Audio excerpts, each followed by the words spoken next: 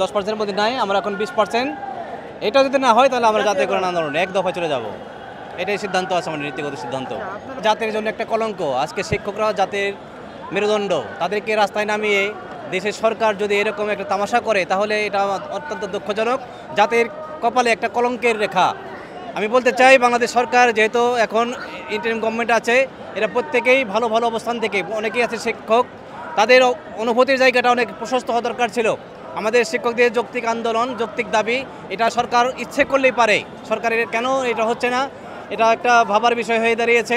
হয়তোবা আমাদের শিক্ষকদের মধ্যে দ্বিচারিতার কারণে এটা হতে পারে। তবে আমরা চাই আমাদের সকল বৈষম্য ভুলে, সকল মত এক হয়ে আমাদের সরকার যেন অনুমোদন করে। আমরা চাচ্ছি এই মুহূর্তে 20% বাড়ি ভাড়া, 1500 টাকা চিকিৎসা ভাতা এবং 75% কর্মচারীদের উৎসব ভাতা। এটা হলে আপাতত আমরা শান্ত থাকি এবং পরবর্তীতে আমরা আমাদের কাজে ফিরে যেতে পারি।